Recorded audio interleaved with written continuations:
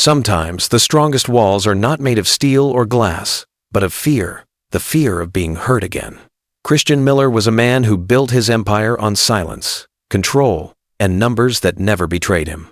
Yet one rainy morning, a small girl in a soaked pink raincoat sat waiting in his hospital lobby, clutching a one-eyed teddy bear, whispering the words that shattered his carefully guarded life. "My dad will come. His name is Christian Miller."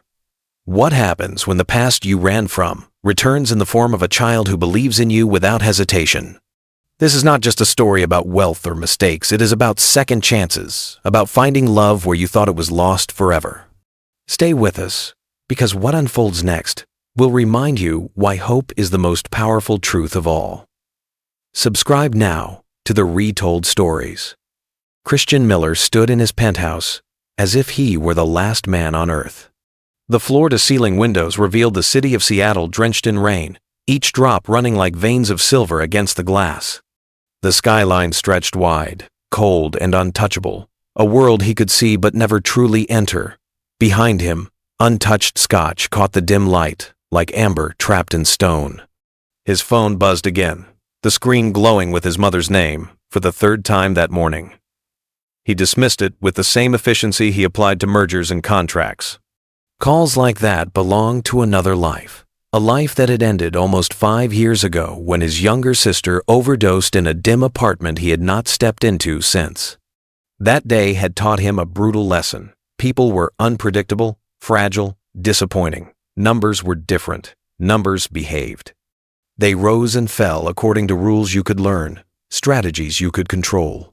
Since the funeral, he had lived among spreadsheets and boardrooms, walking through life as if grief could be measured in quarterly earnings and canceled out by acquisitions. As he gazed at the wet streets far below, a flicker of movement caught his eye.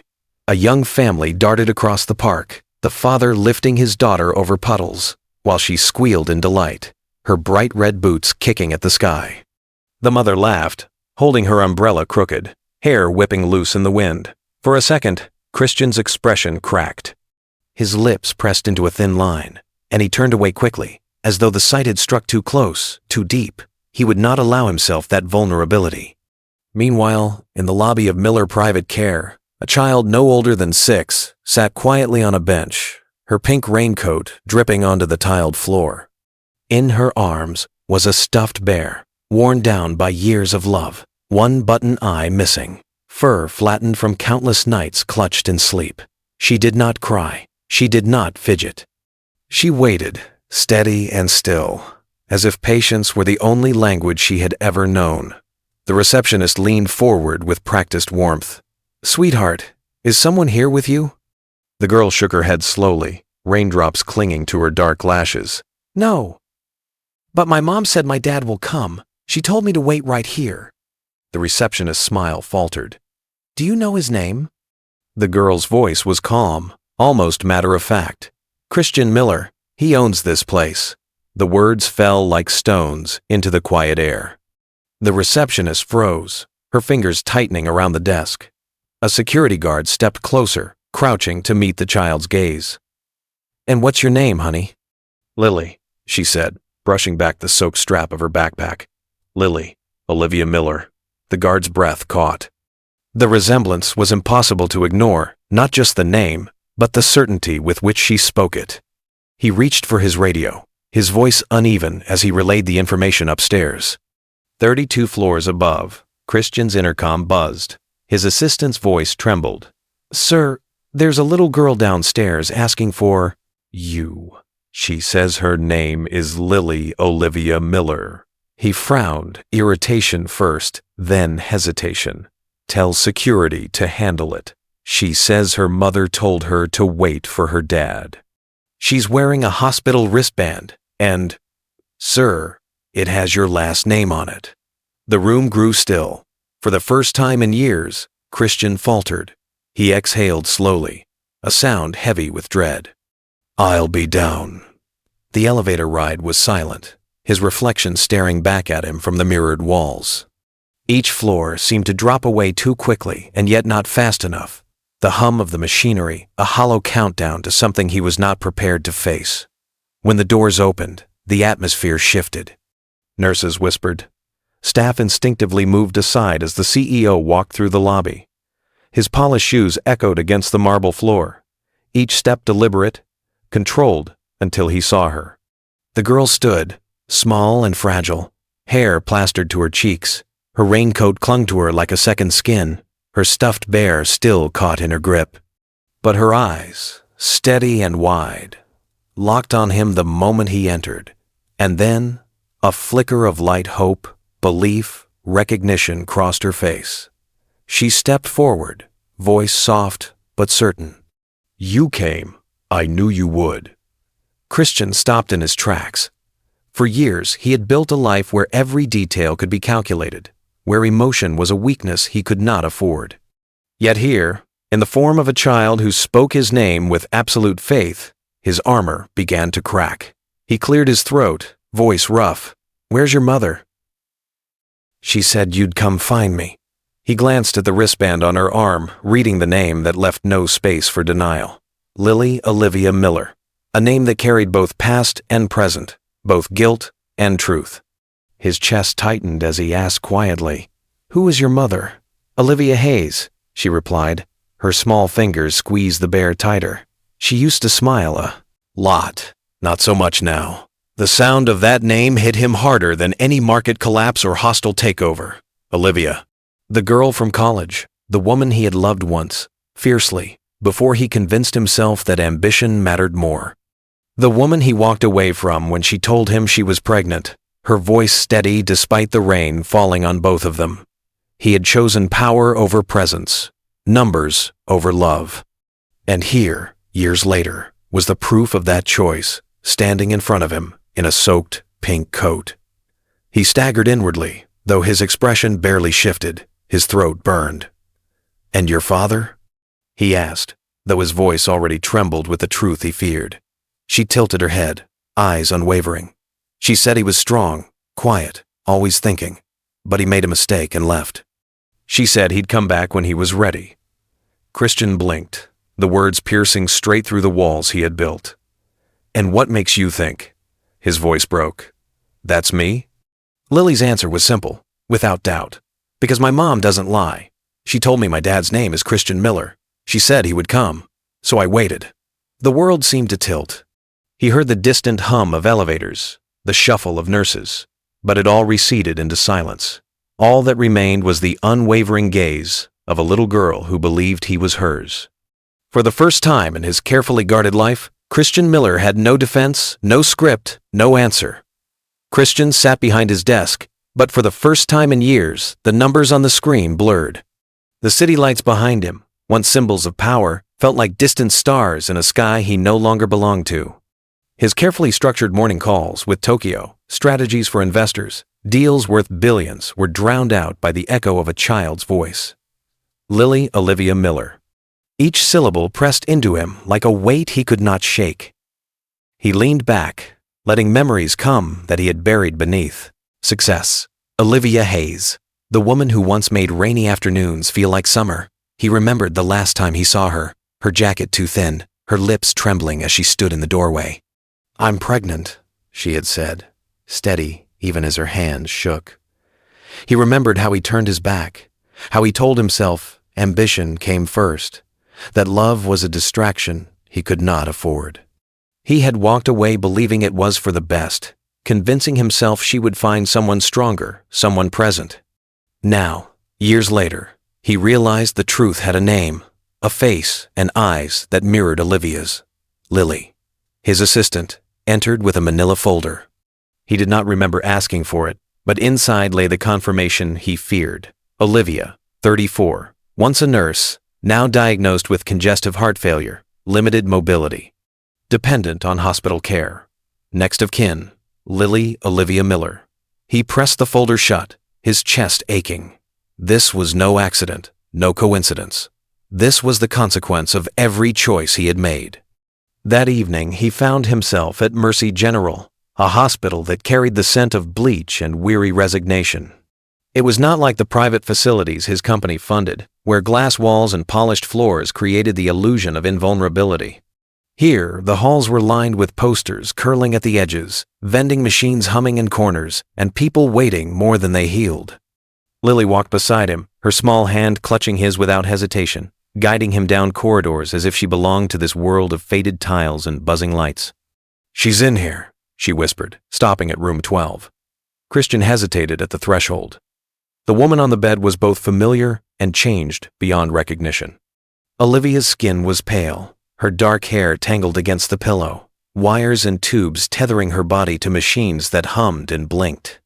Yet even in her stillness, she was still the Olivia he remembered, the woman who once laughed with abandon, who once told him, "You either stay when it matters, or you never really stayed at all." Lily climbed onto the chair beside the bed, placing her small hand over her mother's. "Mom," she whispered. "I brought someone." Christian stood frozen. A man who could face down hostile boards and ruthless rivals, but who trembled at the sight of a woman he had abandoned and the child who claimed him. He finally stepped closer, his presence filling the small room. He lowered himself into the chair beside Lily and saw it. A faint twitch of Olivia's fingers in response to her daughter's touch. His breath caught. Lily's eyes lit with certainty. "She heard me," she said simply, as though it were the most natural truth in the world. Christian leaned forward, his voice low. "I don't know if you can hear me, Olivia, but I met our daughter today. She is incredible, and I think I broke something I can never fix." The words trembled in the air. For years, he had avoided emotions like a disease. Yet here, in this dim hospital room, his carefully constructed armor fractured. A nurse entered quietly, adjusting machines, glancing at him with surprise but saying nothing. "She's stable," the nurse said softly. "But she will need long-term care. We are doing what we can." Christian straightened, his voice steady now, the voice of a man accustomed to decisions. "She will be transferred. Private facility. My team will handle everything." The nurse nodded, recognizing both his authority and his determination. Later that night, Christian returned to his penthouse with Lily. The contrast was painful. The sleek, silent space seemed colder than ever as the girl wandered through it, her bare feet soft against the marble. She clutched her teddy bear, looking around with curiosity. "This place is really clean," she said, her voice echoing in the emptiness. "Is that bad?" he asked. She shrugged. "It just feels like no one lives here." Her words pierced him more than any business rival ever could. She climbed onto the sofa, legs swinging, and asked for something to draw with. He brought her a leather-bound notepad meant for board meetings and handed her a pen. She drew in silence, her tongue peeking from the corner of her mouth in concentration. When she was done, she held it up. 3 stick figures beneath a roof, one tall, one small, one with long hair in a bed. Above it, in uneven letters, she had written, "Our family." He stared at it, his throat tight. "You just met me," he said softly. "What if I am not good at being a dad?" She tilted her head, her answer simple. "Well, you came. That's how it starts." He had no reply. But that night, when she fell asleep in the guest room, he folded the drawing carefully and slipped it into his coat pocket. For the first time, he carried something that could not be measured in profit or loss, only in love. The next morning, he stood in Olivia's hospital room beside his private physician. Charts were reviewed, vitals analyzed. The prognosis was fragile, but hopeful with the right care. Olivia could recover. Christian arranged everything himself. Olivia would be transferred to Street Marlowe's, the state-of-the-art facility his company had funded, but which he had never stepped into until now. When Olivia was moved, Lily rode beside her mother in the ambulance, gripping her hand tightly. Christian sat opposite, silent but steady, his presence drawing curious looks from the paramedics. He ignored them. His focus was only on the 2 lives in front of him. At Street Marlowe's, Olivia was placed in a private suite filled with soft light and the faint scent of fresh flowers. Lily immediately found the whiteboard near the bed and began to draw, her small hands filling the sterile room with color and life. Christian watched, his hands deep in his pockets. For once, he felt out of place, not because he was too powerful, but because he was too human. He did not know how to be what Lily believed he was. Yet, he wanted to learn. That evening, back at the penthouse, the silence was broken by the clatter of cereal being poured into a bowl. Lily sat at the counter, swinging her legs as she ate. "I used to eat this with Mom when she was too tired to cook. She called it midnight breakfast." Christian leaned on the counter, watching her. She was so small, yet so anchored, her presence reshaping the space around her. Later, she asked for an extra blanket. And when he thought she was asleep, she whispered from the darkness, "Do you think she will smile again?" He stood in the doorway, his voice low. "I think she will, and I think it will be because of you." She rolled over, hugging her bear tighter. He remained in the hall long after, the weight of her words pressing against the silence. For years, Christian had lived in a world where only numbers told the truth. But now, a child's certainty, fragile yet unshakable, was teaching him something no deal or contract ever could. Family was not about perfection, it was about presence. And he was finally learning how to stay. The morning sun filtered weakly through the blinds at Street Marlowe's, painting soft lines across the floor of Olivia's room. Machines hummed quietly, their rhythm steady, a fragile music that filled the silence. Christian sat by her bed, Lily curled in the chair beside him, sketching flowers in a notebook she had found in his briefcase. It was not the world he once knew, not the empire of sharp suits and board meetings. But it was the only world that mattered now. Days passed like this. Christian came early, often before the nurses changed shifts. He brought cocoa for Lily and coffee for the night staff. And soon they greeted him with nods of recognition, no longer seeing only a distant CEO, but a man who kept showing up. Each day he spoke to Olivia even though she did not respond, telling her small details about the weather, about Lily's new drawings, about the way the penthouse no longer felt like stone and glass, but like a place where someone finally lived. One evening, Lily tugged on his sleeve in the hospital garden. "Want to see what I made?" she asked. She unfolded a crayon drawing of a cherry tree, blooming in pink, with 3 figures beneath it, one small, one tall, and one lying in a bed. At the bottom she had written in careful block letters, "Even if you don't have to be, you still are." He stared at the paper, his throat closing. "Is that me?" he whispered. Lily nodded with certainty. "You are part of us now." He folded the drawing carefully, as though it were more valuable than any contract he had signed. He slipped it into his coat pocket, close to his chest, and placed his hand gently on her head.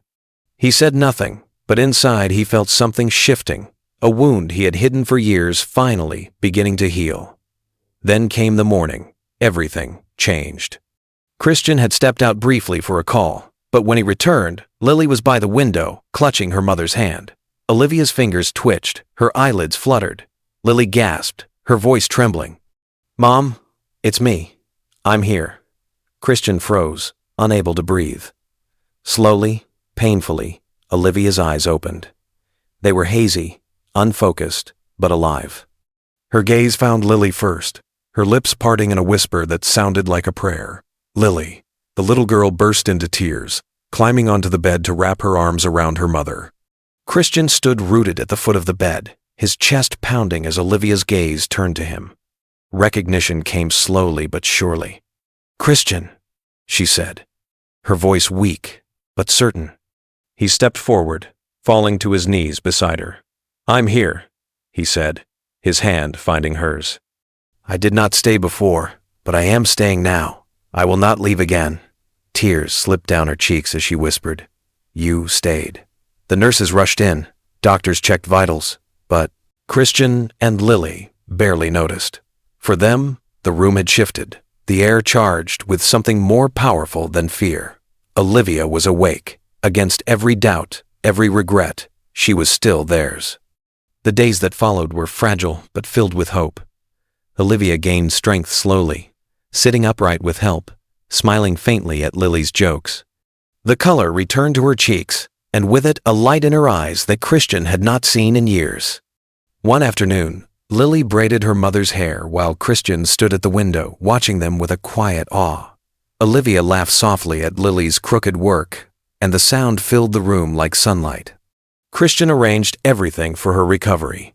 He found a modest apartment near the botanical gardens, not grand like his penthouse, but warm, with soft-toned walls and windows that let in the morning light. He oversaw every detail himself: a cozy corner with books, a small white desk stocked with crayons for Lily, a kitchen filled with the scent of fresh bread and coffee. When Olivia first stepped inside, leaning lightly on his arm, she paused in the doorway, her eyes glistening. "You did this?" she asked. "I did not know how to make it perfect," he admitted. "So I tried to make it right." She looked around, then back at him. "It is more than right.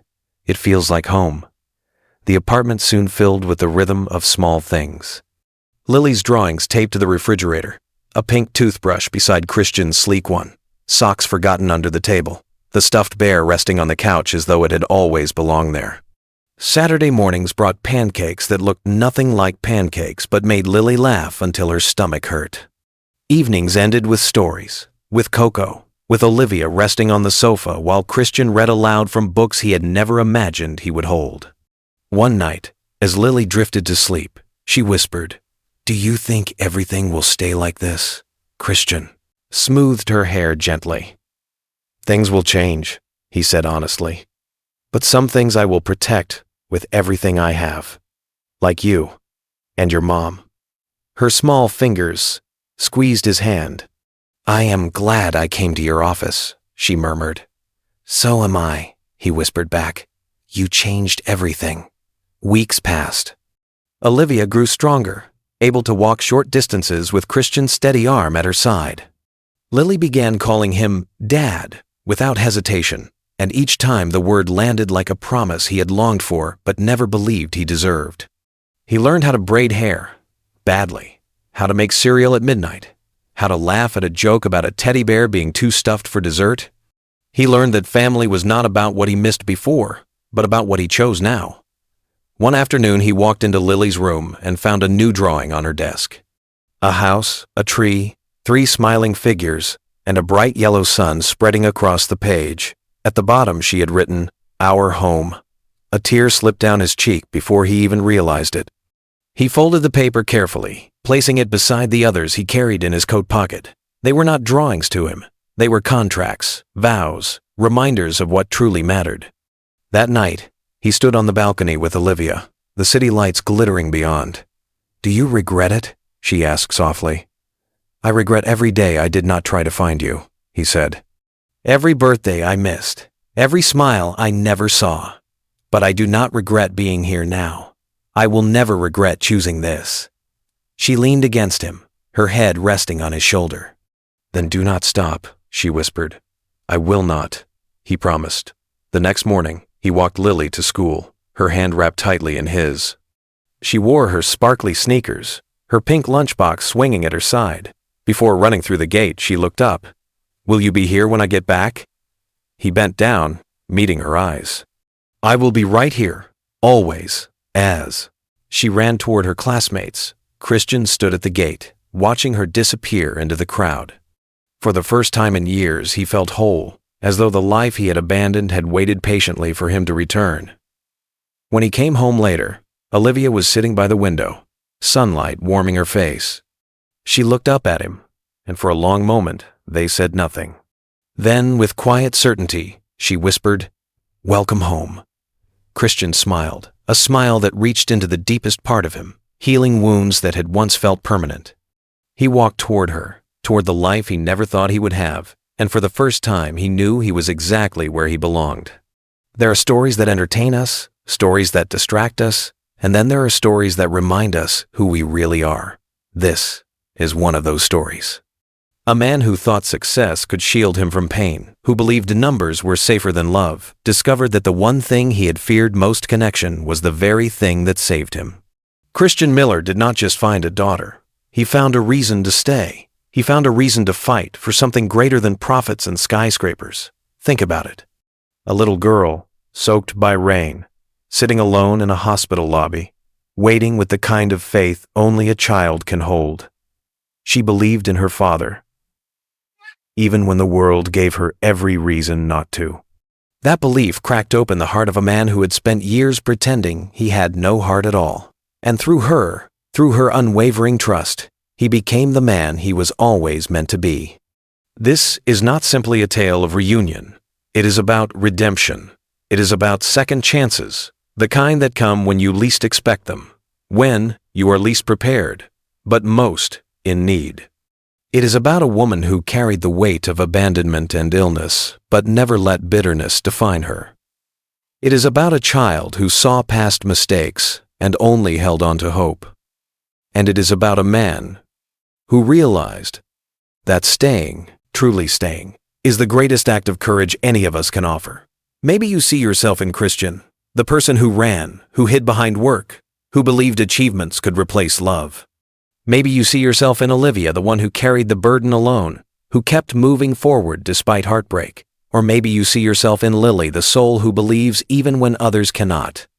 No matter who you are, this story asks you a question.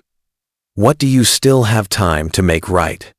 Because redemption is never too late. Healing is never too far away. Family is not about perfection. It is about presence. Christian's promise at the end, "I'm never leaving again," is not just for Olivia or Lily. It is for all of us. A reminder that the people who matter most do not need us to be flawless. They need us to be there. If this story touched something deep in you, if it reminded you of the power of love, forgiveness, and second chances, then join us. Subscribe to the Retold Stories, where we bring you tales that will move your heart, challenge your spirit, and remind you of the extraordinary strength found in ordinary lives. Because sometimes the story you hear is the story you need most.